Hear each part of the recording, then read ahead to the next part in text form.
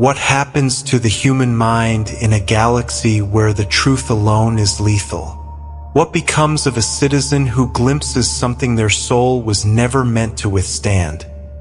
A shadow behind a star, a whisper in the warp, the final look in a dying guardsman's eyes.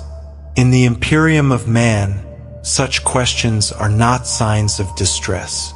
They are signs of danger, not personal danger, but danger to the vast machine that demands silence, obedience, and unwavering faith from trillions. Here, the human mind is not cherished. It is tolerated, and when it falters, the Imperium does not reach out with compassion. It reaches with chains. There are places across the stars that no planetary governor lists in their official charter. No priest blesses during morning rites, and no Imperial citizen speaks of unless fear has loosened their restraint. These are the forgotten halls where the Imperium hides its broken facilities, whispered about but never acknowledged, structures the administratum buries under endless layers of misfiled paperwork and sealed archives. They are called sanitariums, but the name is a lie. They are not sanctuaries. They are industrial silos for the minds that can no longer carry the weight of Imperial life. In our world, insanity is illness. In the Imperium, insanity is treason. A guardsman who trembles after seeing demonic shapes claw through his regiment's front line is treated not as a survivor, but as a threat. A hive worker who speaks of a voice echoing between steel walls is flagged for review. A mother who weeps too long after losing her children in a tithe is suspect of spiritual instability. A low-level scribe who notices a pattern in the numbers that should not be there is already one step toward heresy. The Imperium does not ask why someone breaks. It asks only, how quickly can they be removed? And so the first step toward vanishing begins with a quiet conversation. Not with a doctor, but with a confessor or an arbitrator who watches for cracks in faith. A man who hesitates during prayer, a woman who cannot recite catechisms without trembling, a young clerk whose hands shake while handling purity seals.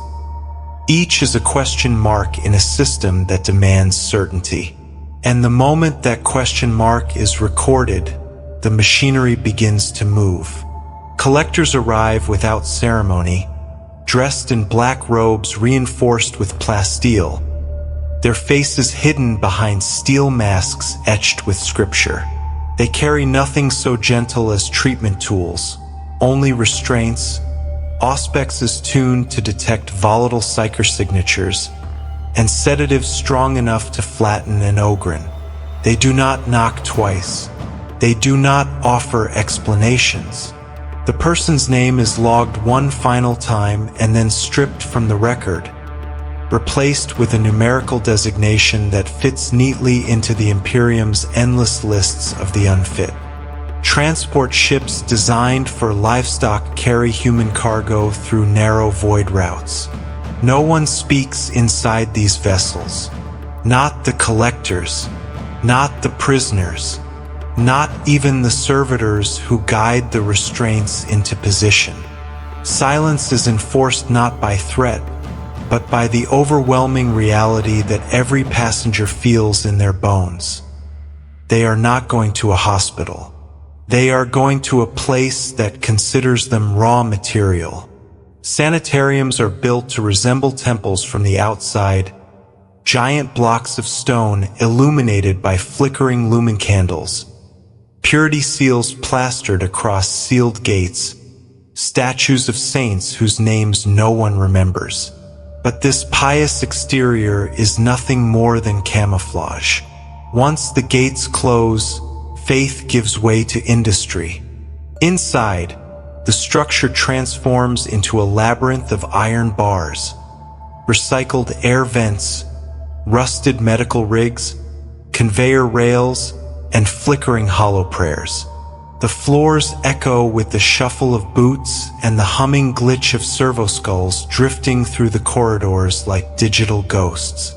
Even the walls feel alive, not with intention, but with neglect. You can see where moisture has eaten through paint, where dried blood blends into grime, where metal restraints dangle from the ceiling like remnants of forgotten ceremonies. People arrive broken, but not always for the reasons the Imperium claims. Some are soldiers whose bravery ran out after too many battles. Some are workers crushed under quotas no human could meet. Some saw things, small things, innocent things that puzzled them enough to ask a question. Others merely felt overwhelmed by the strain of existence in a galaxy filled with terrors. But to the Imperium, weakness is indistinguishable from corruption. A mind that bends is a mind that breaks, and a broken mind is a liability. Inside these walls, names dissolve, histories dissolve, families lose members and never learn why. A daughter taken for evaluation is recorded as reassigned. A father seized after nightmares is listed as killed in service. A widow who couldn't stop mourning is marked as remitted to spiritual correction. The bureaucracy erases people as easily as deleting a misentered number on a tithing form. And yet, the most horrifying truth is that many of the souls locked in these places did nothing except feel too deeply or see too clearly. They were victims of a reality that no human was evolved to survive. A reality where gods feed on emotion, where the warp claws at the edges of sanity, where the galaxy is a graveyard, and where every day is a battle just to believe the Imperium can protect its people. But the Imperium is not built to protect minds. It is built to silence them.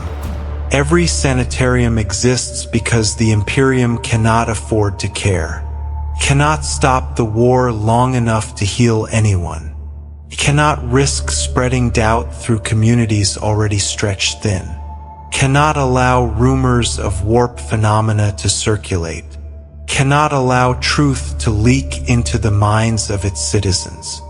And so the suffering are swept away, not as an act of cruelty, but as an act of survival. The prison-like chambers, the flickering lumens, the smell of antiseptic mixed with incense. All of it exists to maintain a narrative the Imperium cannot break. If one inmate whispers about the things they saw between the stars, the staff records it as delusion. If a psyker speaks of dreams that feel like warnings, those dreams become grounds for immediate purging. If a worker claims they heard voices, the warden marks their file with contagious instability. Everything is interpreted as corruption, never as fear, because admitting fear means admitting weakness, and weakness leads to collapse. The staff themselves are not healers. They are wardens, confessors, chirurgeons, and zealots. Their training is rooted not in medicine but in dogma. They recite litanies while tightening restraints. They administer corrective pain to strengthen faith. They interpret trembling hands as signs of spiritual infection. They see no difference between a depressed worker and a demonic whisperer. To them, all instability is treachery waiting to happen. And deep inside, where the walls grow thicker and the lumens dimmer, where the noise of the outside world cannot penetrate, lies the heart of these facilities. The rooms where inmates either adapt to obedience or disappear forever. Here is the truth whispered by those who studied these places from afar. No one heals in an Imperial asylum.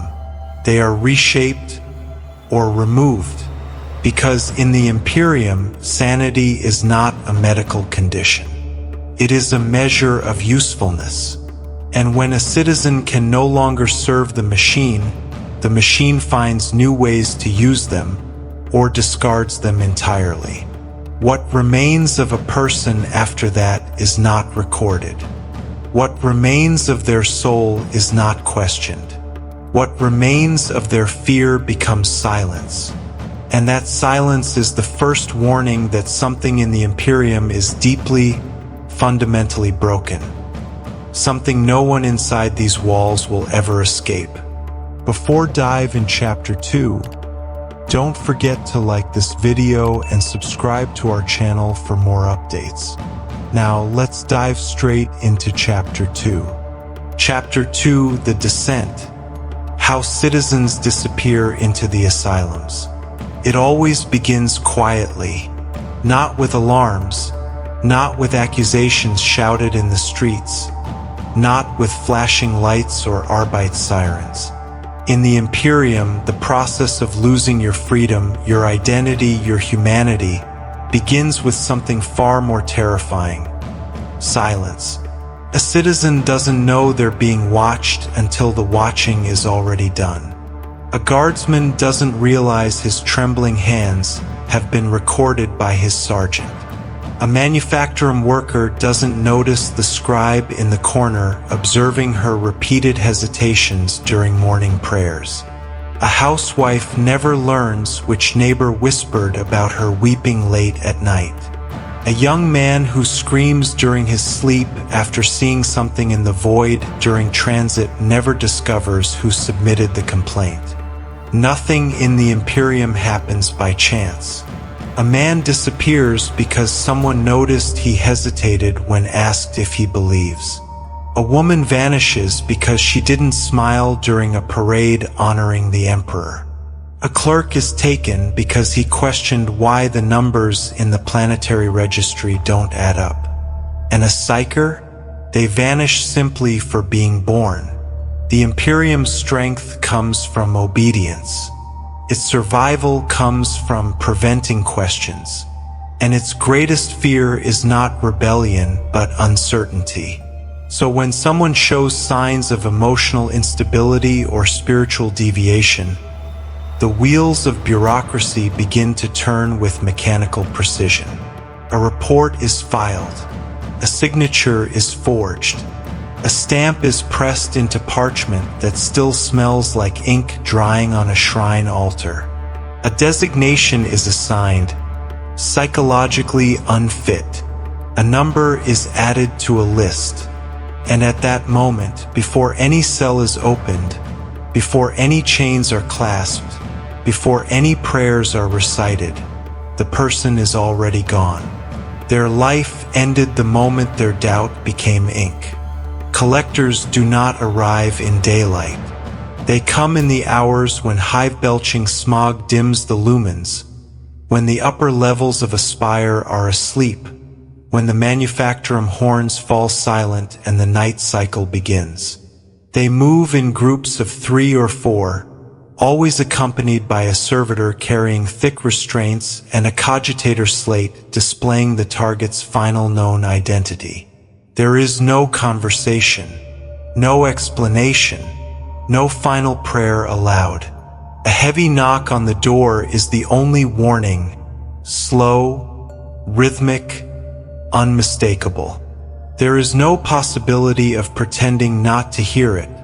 The collectors carry the authority of the ecclesiarchy and the Arbites combined. When they knock, the building itself feels like it shudders in fear. The collectors speak only when necessary. By decree of spiritual assessment, you are requested for evaluation. In accordance with Decree LXI-9, the wording is always polite, but the tone is lifeless. After all, they are not arresting a criminal. They are retrieving a malfunctioning cog. And malfunctioning cogs do not deserve to know the reason they are being removed from the machine. Some resist. Most don't. The idea of resisting an arm of the Imperium is unthinkable to the average citizen. Generations of indoctrination have conditioned them to accept even the most brutal decrees as necessary acts of survival. and so they comply. They step into the restraints. They allow themselves to be led. They trust, in some small, helpless way, that this is all a misunderstanding that will soon be corrected. But nothing is corrected, because the moment they cross the threshold of their home, the process is irreversible. The collectors march their prisoner through back corridors, never through main streets. Cities are not meant to see this part of the Imperium's inner machinery. A crowd might ask questions. Children might cry. Someone might feel sympathy. And sympathy is dangerous. Transport vehicles wait in sealed alleys. Sometimes it's a ground transport with armored shutters. Other times it's an airborne shuttle painted in muted ecclesiastical tones. The air inside smells of old incense, disinfectant, and recycled oxygen. A sterile void meant to erase the last traces of the life left behind. Once aboard, the restraints tighten automatically. A servitor verifies biometrics.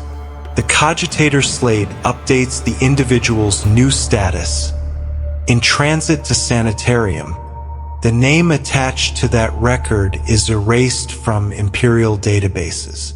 A family member may search for them one day, but the system will show nothing.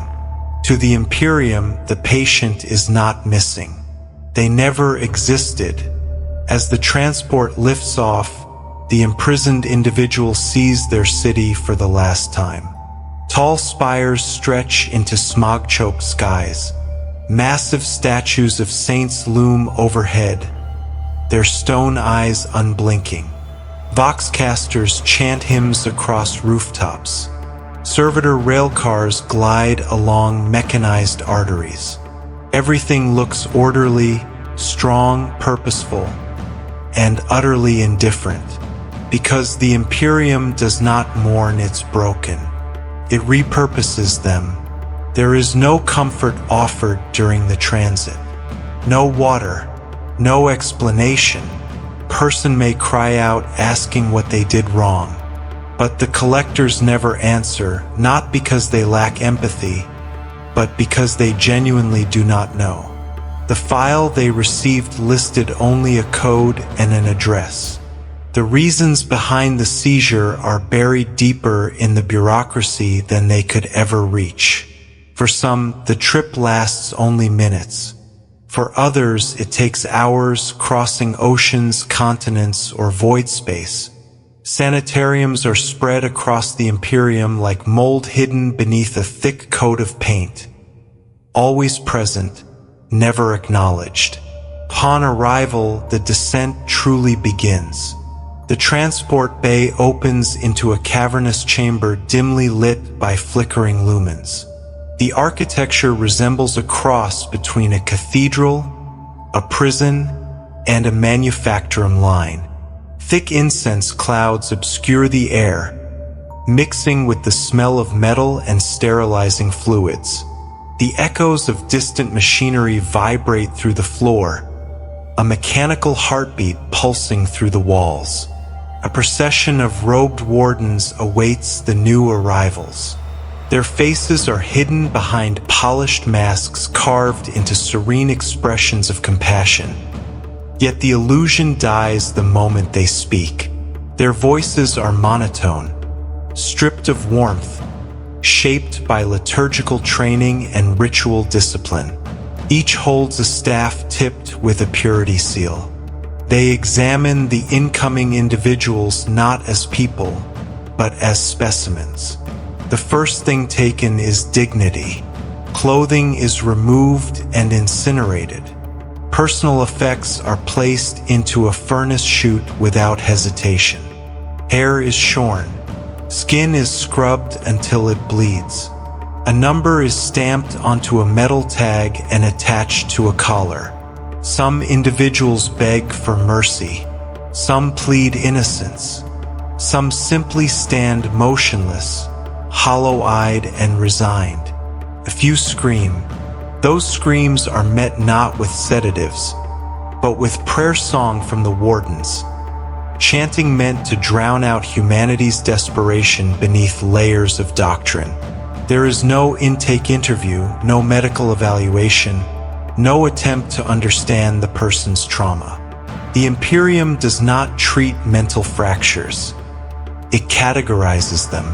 Within minutes of arrival, each individual is sorted into one of three paths, though they do not yet know which path they will walk. The first path is temporary confinement, reserved for those who might be returned to society after harsh correction. The second path leads deeper into the sanitarium, toward the industrial levels where servitors are made. The third path ends in the quiet rooms where bodies are never seen again. The inmates do not choose. The system chooses for them. And as they are marched through their first corridor, naked, bloodied, terrified, they cross an invisible line. A line so absolute that even if they survive what lies ahead, they will never return the same. Behind them, the doors of the transport bay close with a hiss. Ahead of them, the darkness of the sanitarium swallows the last fragile pieces of who they used to be. The descent is complete, and the Imperium has gained another number in a ledger it never intends to balance. Chapter 3: Inside the Walls, Life and Death, within an Imperial asylum. The first thing you notice when the doors seal behind you is not the darkness. It's the sound. A low, metallic groan, like a wounded machine trying to breathe. The walls vibrate with it, as if the entire structure is alive. Alive and deeply unhappy to have inherited another soul. There are no windows, no natural light. Only flickering lumen strips humming overhead, their intermittent glow stretching shadows into impossible lengths. Every step you take echoes, but you cannot tell whether the echo belongs to you or to something moving in the floors below. The corridors smell of disinfectant, rust, dried blood, incense, and something faintly metallic. Something that might once have been fear before it calcified into residue. The halls are narrow enough that two people can barely pass without brushing against one another, and every inch of the wall is covered in scripture. Blessings painted over stains, prayers painted over cracks, litanies painted over ash. Some of the paint is fresh, some is very old. All of it tries desperately to hold the structure together, as if words alone can prevent the warp from seeping into its seams. For the inmates, these walls are the horizon. Their entire universe shrinks to a series of cramped chambers, rusted doors, and moaning vents that exhale recycled air heavy with chemical numbness. There is no sky here, no sunrise, no seasons, only cycles dictated by the ringing of bells and the footsteps of wardens who walk with the confidence of priests entering a sanctuary. The first chamber new arrivals see is the holding gallery, a vast room with rows of metal benches bolted to the floor. The benches are cold, deliberately so, forcing trembling bodies into stillness. The lighting is dim, but not dim enough to hide the faces of those already seated. Hollow eyes, cracked lips, bruised temples, expressions frozen somewhere between resignation and terror.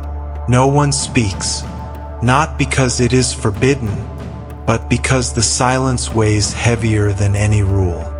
Speakers built into the ceiling emit faint hymns, soft chants meant to soothe the faithful but suffocating to those who have already been judged spiritually fractured. These hymns repeat endlessly, looping through the same verses about obedience, purity, and the Emperor's judgment. First, they sound like background noise. After a few hours, they burrow into the mind like worms. Wardens move between the benches, their boots clanging against the grate flooring. They carry staffs tipped with purity seals and data slates used for classification. Their masks are emotionless, painted with serene expressions meant to inspire trust, but instead projecting cold indifference. The wardens do not look at the inmates as individuals. They scan, evaluate, categorize. They assign each person a number, an initial purpose, and a degree of instability. This is the first lesson every inmate learns. In the Imperium's asylums, you are not a person. You are a problem to be sorted. The cells, their actual living spaces, are found down long corridors lined with thick iron doors. Each door is carved with symbols of protection. The Imperial Aquila, skull motifs, loops of consecrated chains, seals of warding pasted unevenly across cracks where the metal has warped from age. Some doors bear multiple layers of seals, as if they originally contained someone or something that required far more faith than steel. Inside, the cells are small enough that stretching your arms can brush both walls. A bed of cold plasteel is bolted into the flooring. A drainage grate sits in one corner. The lumen strip above emits erratic light, long enough to lull someone into thinking it has stabilized, only to flicker violently and remind them that stability is a lie. Some inmates count the seconds between flickers, small rituals they develop to preserve sanity. The air is stale, dry, thin, designed to keep occupants alive, but never comfortable. Every inmate's day begins the same way. A sudden blare of vox chimers, the clang of metal rods against cell doors, and the shuffling of nearby bodies waking from nightmares that sleep never cured. The wardens escort the inmates to assessment chambers, sterile rooms with cold slabs and interrogation instruments that are more symbolic than medical. These chambers are where inmates are evaluated not for healing, but for utility. The wardens ask the same questions every time, in the same sterile tone. Do you hear voices? Do you see visions? Do you believe the Emperor watches you? Do you feel foreign thoughts entering your mind? There is no correct answer. Every answer is a confession. If you say yes, you risk being marked as contaminated by the warp. If you say no, you risk being labeled as deceptive. If you hesitate, the warden marks your record with a symbol no inmate ever sees but all fear. These evaluations determine everything that follows. A person who weeps openly may be sent to the pain halls for spiritual reinforcement. One who remains quiet may be marked as dissociative and scheduled for processing. One who reacts with fear may be tagged as potentially dangerous and given a heavier restraint protocol. But the most heartbreaking cases are the ones who simply sit still, staring at the floor, too numb to react. To the wardens, apathy is spiritual collapse.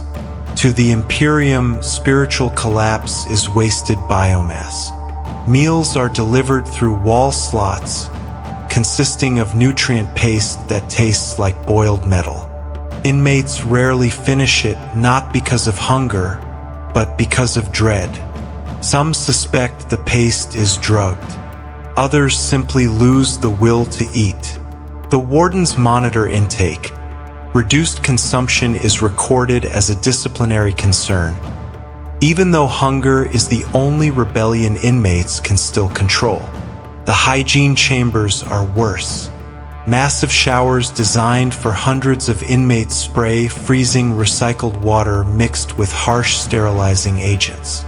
Wardens watch from behind reinforced glass. Privacy does not exist. Shame is just another tool used to break the psyche. Any inmate who resists is strapped to a cleansing table and scrubbed until their skin peels. Throughout the day, wardens lead selected inmates to deeper levels for treatment. These treatments range from sensory deprivation to scripture recitation to electric purification. None of it is medicinal. All of it is coercive. Some inmates return to their cells shaking, unable to speak. Others are returned unconscious. Some never return at all. The worst part isn't the screams. It's the silences between them. Those moments when the machinery stops humming. When the lights flicker. When even the wardens pause, as if listening for something buried in the walls. In those silences, inmates swear they hear faint whispers. Not human whispers, but the kind that curl under your skin and plant thoughts that do not belong to you. Most believe these whispers are hallucinations brought on by fear. But every sanitarium is built on land that witnessed horrors. Battlefields soaked in psyker residue. Ruins where demons once manifested. Prison planets where despair seeped into the soil. Sometimes the walls remember more than they should. When night cycle arrives, not that inmates can see the sky, the lumens dim to a sickly orange and the wardens retreat to upper levels. The corridors become quieter. The distant machinery slows. The entire facility seems to exhale. And this is when inmates begin to unravel. Some scratch prayers into the metal flooring until their fingernails break. Some whisper to people who are no longer there. Some sob until their voices crack. Some rock back and forth, counting the flickers of the lumen strips in an attempt to measure time. Others simply stare at the door, waiting for it to open, knowing it never will. Occasionally, a new sound breaks the monotony. The slow, rhythmic dragging of a heavy object being moved through the hall. Chains, a gurney, a limp body. No one asks questions. Curiosity is punished. Silence is survival. Every inmate shares the same fear, that their door will open unexpectedly, and a warden will tell them their usefulness has ended. Because here, inside these walls, no one is safe. No one is forgotten. No one is healed. Survival in an Imperial asylum is not about recovering from trauma. It is about outlasting the system long enough to be noticed by someone who can decide whether your body is still worth keeping intact. And every inmate understands the truth sooner or later. You do not live in an Imperial asylum. You wait for a decision, for a number to be called, for the footsteps that announce the end of the path. The walls do not whisper hope. They whisper finality. Chapter 4, The Machinery of Remaking, Servitors, Silence, and the Death of Identity.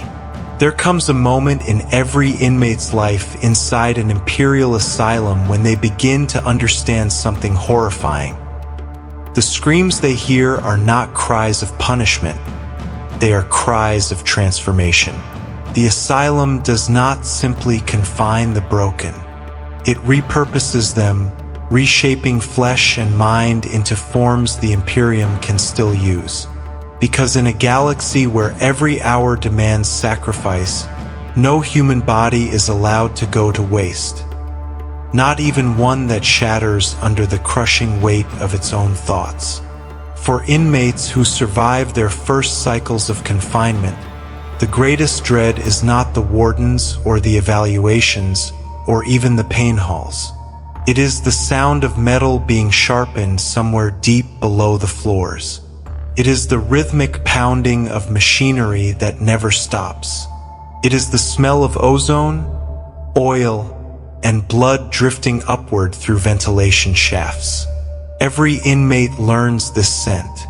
Every inmate fears it, because it means the machinery is running, and running machinery always needs raw material. No one knows exactly when their evaluation shifts from unfit to useful. The wardens do not announce it. There is no ceremony. One day an inmate is dragged from a cell for questioning. The next they are escorted, sometimes carried, down a set of stairs that few ever return from. The descent is steep, narrow, silent except for the clanking of restraints and the hum of generators hidden behind reinforced plating. The air grows colder as they go deeper, yet somehow thicker, filled with the metallic taste of electricity. At the bottom, enormous blast doors remain sealed until a warden recites activation scripture into a vox rune.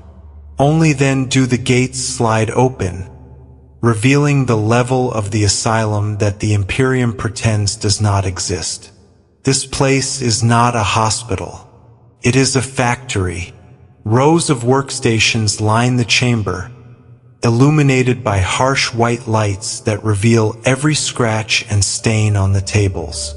Servo arms dangle from the ceiling like metal limbs waiting to snare a body.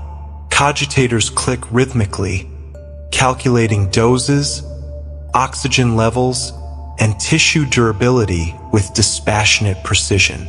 Tech adepts, clad in robes stitched with circuitry, move between stations like priests performing sacred rites.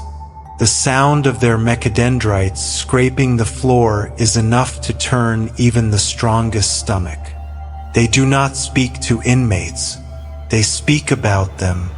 They comment on muscle density, on bone structure, on neural stability, on waste-to-output ratios. To an adept of the mechanicus, a human mind suffering from trauma is a faulty circuit. A human body incapable of performing labor is a damaged machine. But a mind can be removed, and a body can be rebuilt. This is where the creation of servitors begins. A servitor is not a machine. It is not a robot. It is a human being whose mind has been harvested and replaced through surgical lobotomization, neural rewiring, and cybernetic grafting. Their memories are burned away, their personality stripped, their will silenced, their consciousness wiped clean and overwritten with coded obedience. To the mechanicus, this is not cruelty. It is recycling. As inmates enter the cold chamber, they are forced onto metal slabs. Restraints snap shut automatically, triggered by pressure sensors. Mechanicus adepts circle like vultures studying a corpse. They attach electrodes to temples, inject sedatives that blur vision into white haze, and recite Benharic liturgies as the surgical tools descend. For inmates still aware enough to understand what is happening, these moments become the final memories of their former lives, the last images their minds will ever process. Needles glinting under lumen lights, a servo arm descending with a whirring drill, the cold touch of a mechadendrite brushing the skin, a tech priest whispering binary prayer. And then the world fractures into light, noise, and irreversible change. For some, the lobotomy is swift. For others, it is a slow dismantling of the mind, performed while the body remains alive and trembling. Once the brain is neutralized, cybernetics replace failing organs, metal braces reinforce weakened limbs, and implanted cogitators overwrite instinct with programming. When the process is complete, the body is no longer considered an inmate. It is now an asset. A servitor does not think. A servitor obeys. A servitor does not question. A servitor performs. Many of the servitors who roam the facility, cleaning floors, carrying supplies, transporting bodies. Once sat in the very cells where inmates now lie awake at night, praying for a fate that feels more merciful than this. And the wardens know it. That is why they march servitors through the corridors without concealment. They want inmates to see what awaits them. Fear is an effective tool. Hopelessness is even better. The asylum itself uses servitors for everything. They sweep corridors silently, their eyes blank white or glowing red. They operate machinery that processes biomatter for reuse. They accompany wardens on collection cycles, restraining those too weak to resist. Some, fitted with surgical limbs, assist in the transformation of others, human hands replaced with tools that cut, pierce, and graft without hesitation. Inmates whisper about them during night cycle. Some imagine they can recognize faces beneath the metal. Others swear they saw a servitor hesitate, almost as if something inside the thing remembered who it used to be. But if any remnant of humanity survives the transformation, it is buried too deeply to matter. Not every inmate is chosen for conversion, however. Some are deemed physically unfit. Some are considered unstable. Some simply break too quickly. For those individuals, another fate awaits deeper inside the machinery. A place where bodies are reduced to components. A place where the Imperium's need for resources surpasses the value of a single life. These chambers are colder, darker, quieter than any other level. They are the rooms where inmates learn that death is not the worst thing that can happen to them. The worst thing is being dismantled piece by piece for the sake of an unending war. But among all these horrors, one detail stands out. The detail that keeps inmates awake despite their exhaustion, that makes them tremble during evaluations, that causes them to flinch when a servoskull passes too close. None of this is secret. None of this is accidental. None of this is considered monstrous. To the Imperium, this is efficiency.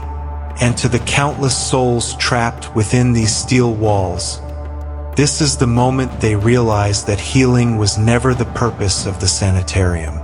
The asylum was built to empty minds, harvest bodies, and turn suffering into utility. The moment they witness the machinery of transformation, inmates stop dreaming of escape. They start hoping for something far simpler, that they will not be chosen next. Chapter 5: The Homunculus Mirror, Human Experiments Behind Imperial Walls.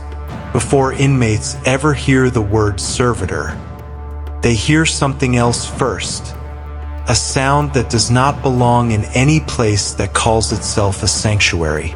It is the buzzing of saws, the grinding of gears sharpening metal teeth, the deep rumble of reactors feeding power to machines no hospital would ever need. And somewhere beneath all of that, almost too faint to notice at first, is another sound, a kind of desperate breathing. Sometimes fast, sometimes slow, sometimes broken by sobs so quiet that only the walls hear them. This is the sound of the asylum's laboratories. This is the sound of treatment. For inmates, the journey from the upper wards to the lower laboratories feels like descending into another world. The air thickens. The temperature drops. The scent of incense gives way to the stench of antiseptics mixed with something far more organic. The lumen strips overhead flicker in strange rhythms, as if reacting to unseen pulses in the metal. Wardens lead the chosen down the stairwells without explanation. Inmates do not ask why they are being taken. Questions are the fastest path to punishment. The doors at the bottom open to reveal rooms that anyone from our time would immediately call torture chambers. But to the Imperium, these are sites of medical correction. They are designed not to heal, but to reshape. Not to comfort, but to test. Not to preserve sanity, but to determine how much pain the human spirit can endure before it breaks. The tables in these rooms are metal slabs equipped with restraints so thick they could hold an ogre. Above the tables hang servo-arms tipped with saws, needles, welding torches, autoscalpels, and glowing surgical instruments powered by sacred plasma coils. Tech adepts move between the stations with rattling mechadendrites, their robes fluttering as they chant binary prayers to the Omnicia. The wardens stand beside them, reciting scripture from the Imperial Creed. Passages about suffering purifying the soul, about pain revealing truth, about the Emperor watching the faithful endure hardship. Their voices echo across the chamber, merging with the mechanical chorus until it all becomes one unbearable symphony of devotion and dissection. Every inmate selected for these treatments is strapped onto a table. Every inmate is told the same thing. This will correct your spiritual deviation. What follows is different for each individual. Some inmates are subjected to sensory deprivation, placed inside sealed pods where they float in total darkness for hours or days. The silence is so complete they can hear their own heartbeat echo inside their skull. Many leave these pods trembling, unable to separate their thoughts from the sound of their pulse. Others endure sensory overload instead, exposed to blinding lumen flashes, deafening vox thunder, or endless loops of religious chanting pumped directly into their ears. These sessions often end with inmates curled on the floor, rocking back and forth, desperately trying to block out echoes that linger long after the noise stops. More severe cases are taken to the surgical stations. Here, the line between correction and experimentation truly dissolves. Tech adepts apply electrodes to the scalp and temples, adjusting voltage levels while watching brainwave patterns flicker on cogitator screens. They inject neurochemical stimulants that force the patient to experience intense fear, euphoria, guilt, or obedience. They map the neural responses meticulously, studying how the brain reacts under pressure, not to treat illness, but to refine the mechanicus understanding of human will. The wardens call this testing the soul. The adepts call it data harvesting. The inmates call it nothing at all, because most cannot scream loudly enough to be heard under the sound of machinery. Not every experiment is intended to break the mind. Some aim to strengthen the body, though the methods are no less cruel. Injections of combat stimulants cause rapid convulsions that leave muscles trembling for hours. Chemical burns are used to test tolerance thresholds. Radiant heat pulses scour the skin in controlled increments. Cold shocks freeze limbs until the skin turns blue. This data is not wasted. It is used to refine protocols for guardsmen in the field, how much pain a soldier can survive, how quickly trauma can be suppressed, how far flesh can be pushed before it yields. In this way, the inmates of the sanitarium become unwilling contributors to Imperial science. Their bodies are canvases upon which the mechanicus inscribes new knowledge of pain, endurance, and obedience. And then there are the surgeries. These procedures blur the line between human and machine. They attach sensors to spinal columns, implant cortical regulators in skulls, graft synthetic muscle fibers into limbs. Some inmates wake to find that a part of their body has been replaced with metal. A finger, an ear, a joint, a section of their ribcage. These experiments are used to test compatibility for cybernetics before the components are installed in loyal Imperial soldiers. If an implant fails, the inmate is listed as biological loss. If it succeeds, the mechanicus records the result and installs a new modification. There is no anesthetic. There is no kindness. There is no purpose beyond utility. The screams echo through the asylum's walls, but soon become part of the background noise, blending into the machinery until the cries lose their individuality. To inmates still living in the upper wards, the screams are reminders, constant, terrible reminders, of what awaits them if they falter.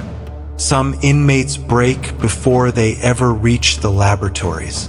They begin clawing at the walls, whispering to themselves, trying to disappear into corners.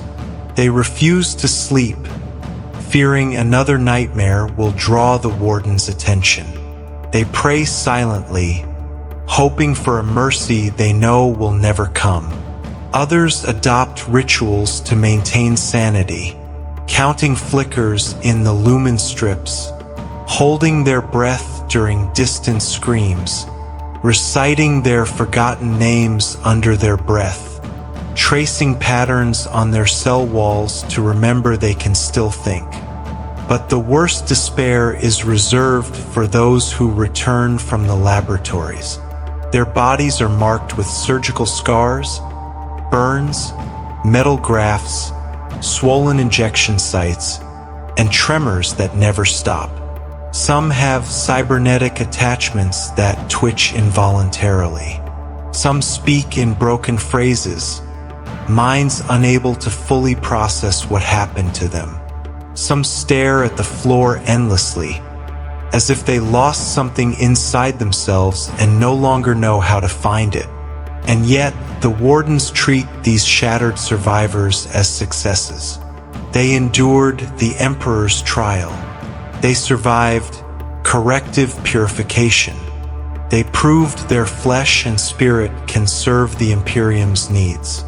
Inmates whisper about them at night, not out of cruelty but out of raw, primal fear. Because every scar, every tremor, every stuttered breath is a glimpse of their own future. The laboratories cure nothing. They restore nothing. They save no one.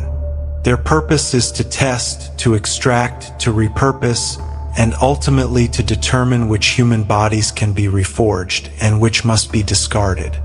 In a place where despair is policy and suffering is industry, the only truth inmates cling to is the grim certainty that no one leaves these rooms the same, and some never leave at all. Chapter 6: The Creed of Correction. Faith as a weapon against the broken.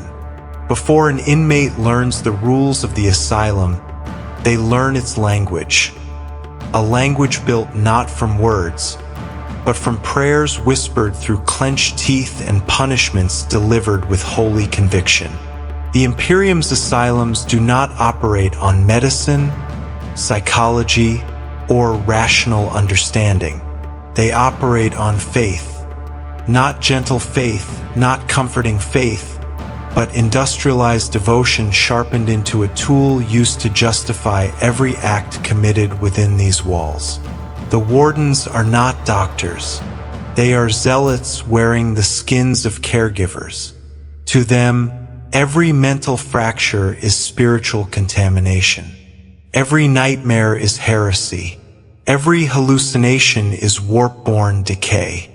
Every moment of doubt is an erosion of the Emperor's light. Their creed teaches them that healing is irrelevant, that purity, obedience, and suffering are the true cures for a broken mind. This doctrine shapes everything. The hymns echoing through the corridors, the prayers carved into steel doors, the catechisms embroidered into warden robes. the surgical tools sanctified by priests before they are stained with blood, the punishments framed as holy trials, the silence enforced as a virtue. The inmates never ask to be judged this way, but judgment is all the Imperium knows. When new arrivals enter the assessment chambers, the wardens do not examine them with compassion. They evaluate them like they are searching for cracks in a weapon. Their data slates list sins, not symptoms. Their questions are confession traps. Their tone implies that any deviation from perfect clarity is a threat to the Emperor himself. And the most dangerous question a warden can ask, the one that determines everything that follows, is deceptively simple. Do you still feel the Emperor's presence? The correct answer is meaningless. Every answer is proof of guilt. If an inmate says yes, the warden suspects delusion or deception. If an inmate says no, the warden marks spiritual weakness. If an inmate hesitates, the warden writes a single damning phrase, doubt evident. Doubt is the Imperium's greatest crime. Not murder, not betrayal, not cowardice. Doubt, because doubt suggests thinking. Thinking suggests questioning. Questioning suggests resistance. And the Imperium cannot survive a population that questions. For the wardens, breaking doubt is not cruelty. It is salvation. They see themselves as rescuers guiding lost souls back to the Emperor's light. But their methods are as brutal as any battlefield execution. They begin with scripture. The inmates are forced to recite catechisms for hours, sometimes days, until their voices crack and their throats bleed. Many have never learned these verses. Ignorance is punished as defiance. If an inmate falters, a warden beats the back of their legs with a sanctified rod until they collapse. They are then lifted, forced upright, and told to continue. A single mispronounced word earns another strike. Eventually, many stop understanding the verses entirely. They speak through reflex, repeating sacred lines like machine code. This is the first stage of obedience, the collapse of individuality beneath ritual repetition. The next stage is reflection. The inmates are placed before mirrors inscribed with runes of purity. They are ordered to stare at their own reflections while reciting their failures aloud. Some confess lies just to make the ordeal end. Others whisper truths they've never told anyone. The wardens write everything down, building dossiers of guilt from broken souls. These sessions are called spiritual confrontations. To the inmates, they are torture disguised as introspection. But the darkest part of the creed is the belief that pain sanctifies. The Imperium teaches that suffering purges weakness, that hardship refines loyalty, that agony is the Emperor's chisel, carving strength into flawed flesh. Inside the asylum, this theology becomes policy. An inmate who doubts is subjected to fasting, sleep deprivation, and exposure to freezing temperatures. An inmate who questions authority is strapped to a disciplined frame and struck repeatedly until they can no longer stand. An inmate who shows fear is placed in a containment box for hours, knees pulled to chest, unable to move or breathe freely. An inmate who hesitates during prayer is dragged to the penitent chambers, the rooms where screams replace hymns. None of this is done in anger. It is done in devotion.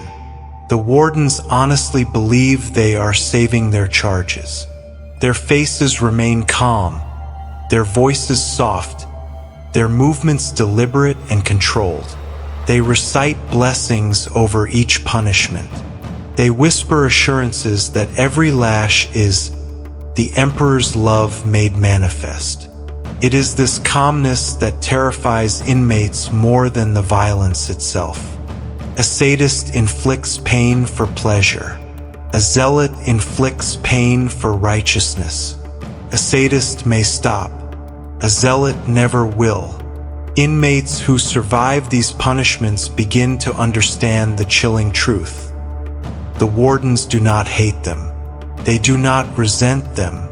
They do not even see them as enemies. They see them as instruments, tools of devotion that must be tuned, corrected, and purified until they serve the Imperium's ideals. This is why the most broken inmates are never shown mercy. Mercy would undermine the creed. Instead, the wardens escalate. They force inmates to walk barefoot across freezing metal floors to shock the spirit awake. They bind inmates to prayer wheels that rotate slowly, making them recite verses until they collapse.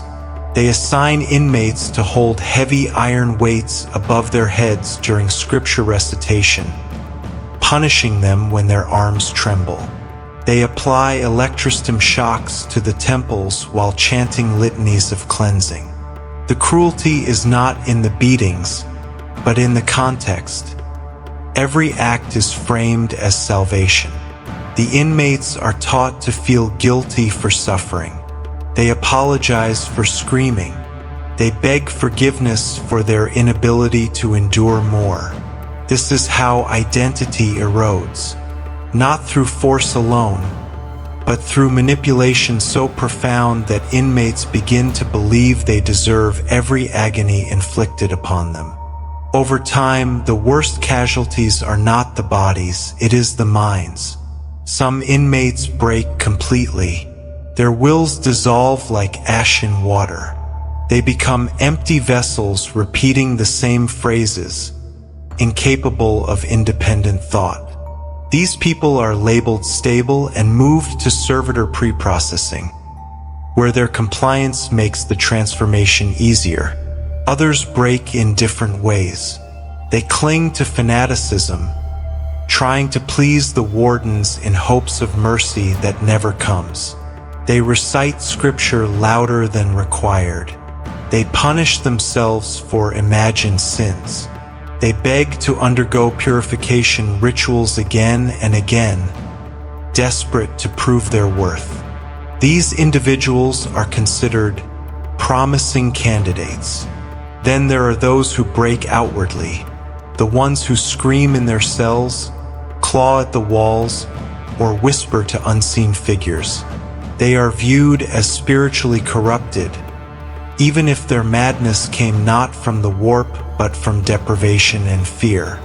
These inmates are sent to the lower chambers for disposal. The creed justifies every path.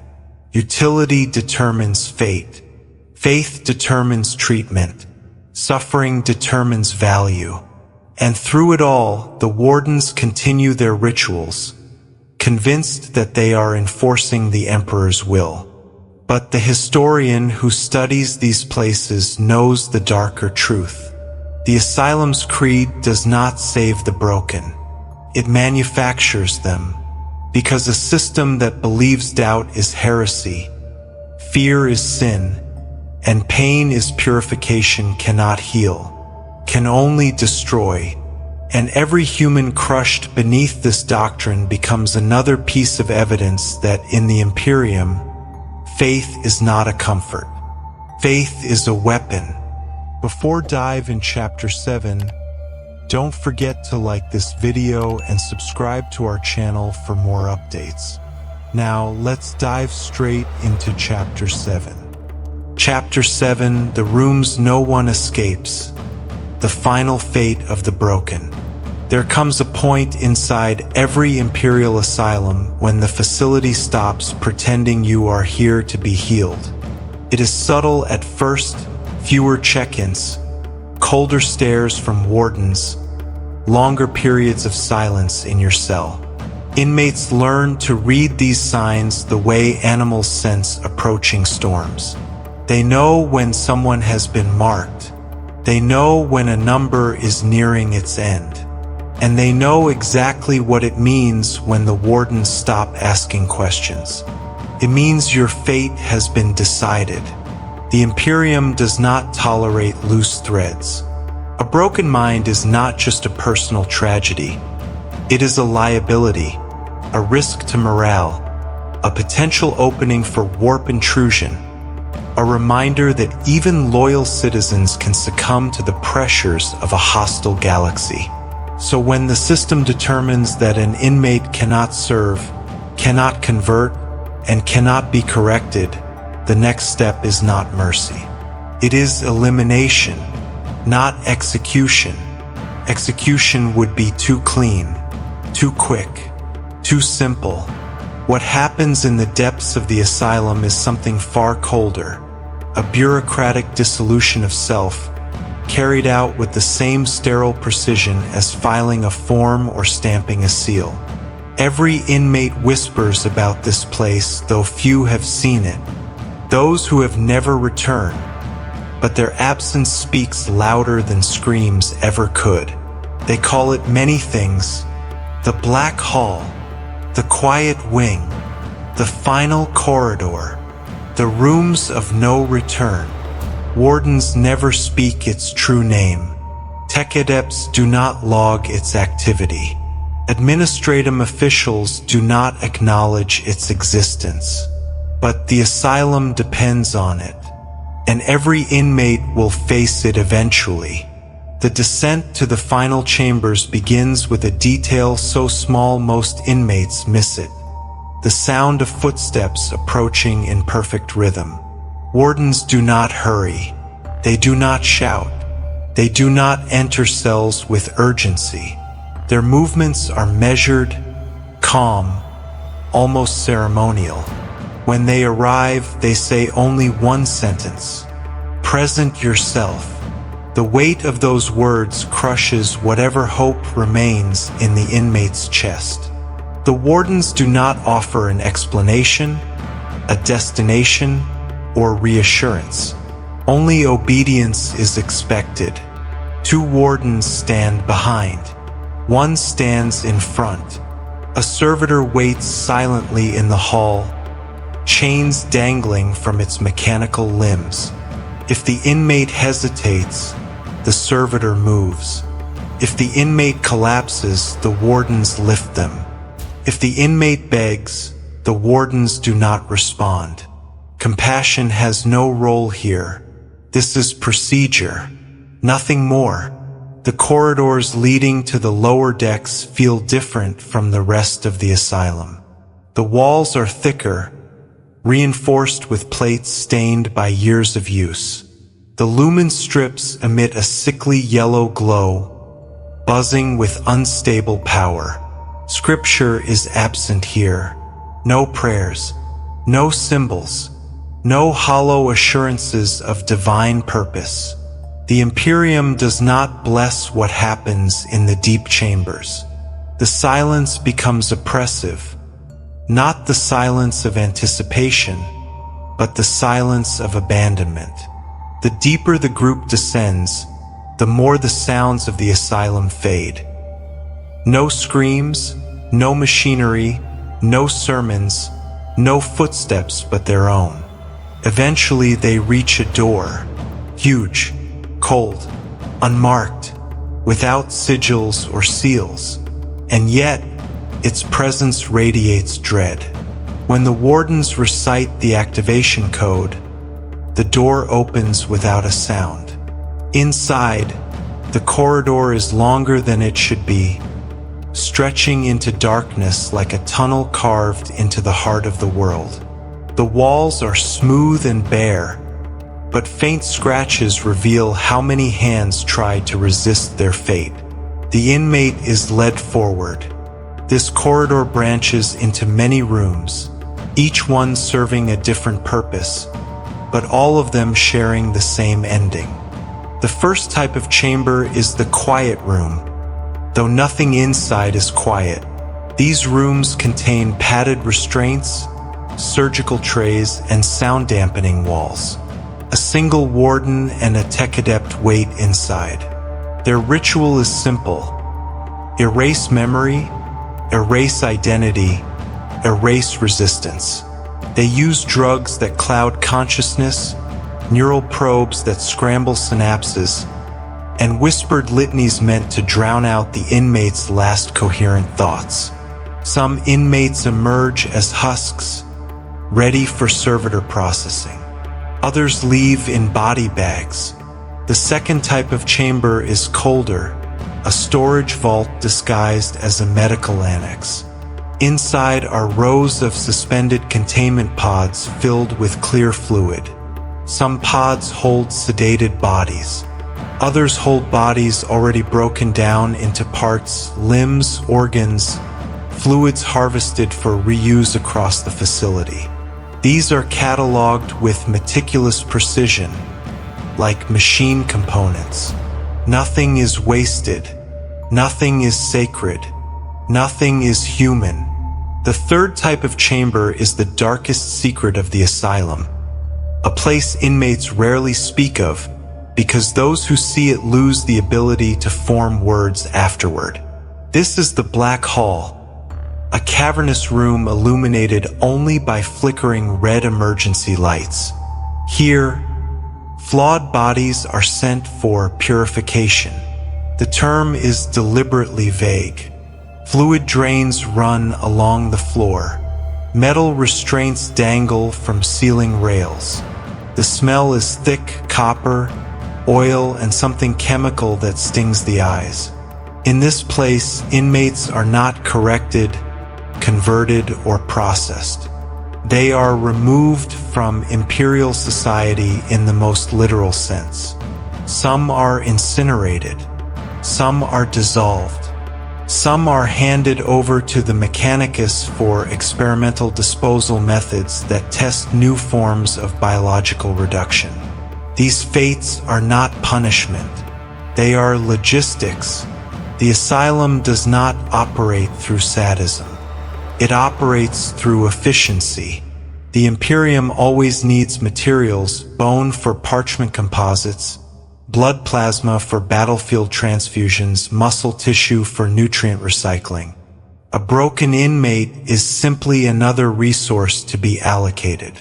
And yet, the most chilling thing inside these halls is not the machinery. It is the stillness.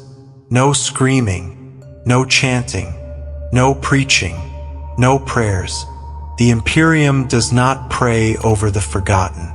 In these rooms, the Emperor's light does not shine. The creed does not operate. Duty ends where utility ends. And the human spirit, fragile, terrified, exhausted, finally confronts the truth that every inmate suspects from the moment they enter the asylum. There is no rescue. There is no redemption. There is no path back to the world above. Only a number on a ledger. Only a decision made in silence. Only a final breath swallowed by steel and darkness. When the process concludes, the wardens do not linger. They clean their tools. They record the result. They leave the chamber with the same steady pace they arrived with, ready to collect the next name on their list. The inmate cell is emptied. Their file is closed. Their memory is erased from the asylum's records. Their number is reassigned to someone new. And just like that, another life disappears into the machinery of the Imperium. The greatest horror of all is not that these fates exist. It is that no one outside these walls will ever know. The Imperium buries its broken in silence. Their suffering fuels the system. Their bodies feed the machine. Their cries echo only in the steel corridors that consume them. And when another inmate lies awake during night cycle, listening to the hum of distant machinery, they know the truth. One day, their footsteps will walk that same final corridor. One day, their door will open without warning. One day, their number will be called. And when it happens, no one, not the Emperor, not the Wardens, not the Imperium itself, will remember their name.